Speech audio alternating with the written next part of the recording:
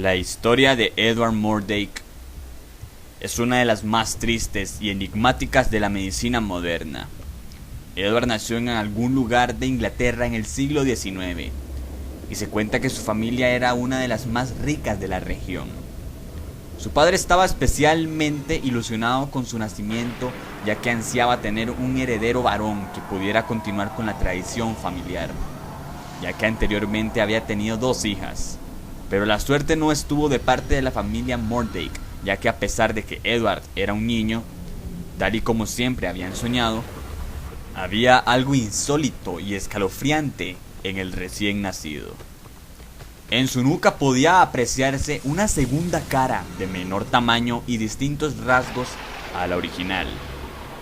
Con el tiempo el rostro posterior empezó a revelar su diabólica naturaleza, ya que aunque era incapaz de hablar o comer, se podía observar cómo sonreía cada vez que Edward lloraba o sentía dolor.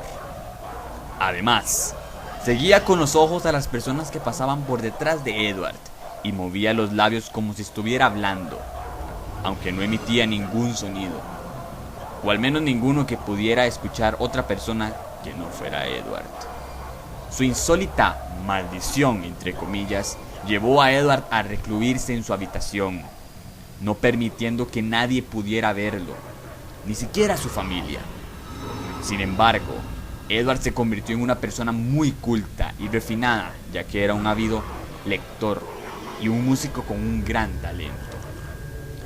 Pero lo más aterrador de su gemelo demoníaco era que, según Edward, la chica, pues era un bello rostro femenino el que decoraba la parte posterior de su cabeza, le susurraba por la noche y no lo permitía conciliar el sueño. Según Edward, su gemela diabólica nunca dormía y le susurraba en un lenguaje que parecía salido del mismo infierno.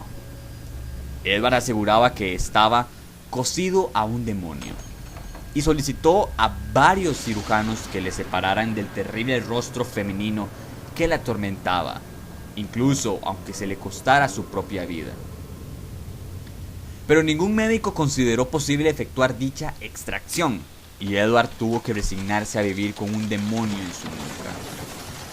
Hasta que un día, su sufrimiento fue tan grande que, aprovechando el descuido de las personas que estaban a su cargo, consiguió un veneno que le sirvió para acabar con su vida cuando tan solo tenía 23 años. Tras su muerte dejó una nota de suicidio en la que agradecía a sus padres y hermanas por el cariño que le habían dado y les pedía perdón por el daño y dolor que su muerte les pudiera causar. Asimismo les hizo una última petición: que le arrancasen a su cadáver la cara del demonio que le había atormentado en vida, para que no pudiera continuar con sus demoníacos susurros en la tumba, y que la destruyeran. También solicitó ser enterrado en tierra baldía, sin ninguna cruz o lápida que pudiera marcar el lugar en el que descansaría eternamente su cuerpo sin vida. Tal vez Edward tuviera miedo de que su gemela diabólica le pudiera encontrar de nuevo. La historia de Edward Murdoch apareció por primera vez en el libro Anomalías y Curiosidades de la Medicina, editado en 1896, como un escalofriante caso de duplicación craneofacial. Y aunque no hay mucha documentación del caso, ni historial médico de Edward, muchas personas dan su historia por cierta. Lo cierto es que, médicamente hablando, el caso es extremadamente controvertido, ya que los gemelos siameses siempre son del mismo sexo, ya que han sido el resultado del mismo óvulo fecundado, que se divide en las primeras fases. Esto no descarta al 100% que la historia de Edward Murdoch sea cierta, puesto que la gemela malvada, al no disponer de órganos reproductivos, bien habría podido ser realmente un hombre con rasgos más afeminados. Lo que sí es cierto es que la historia de Edward ha sido fuente de inspiración para personajes del cine como Quirinus Quirrell de la saga Harry Potter, un personaje que tenía en su nuca un gemelo malvado llamado Voldemort.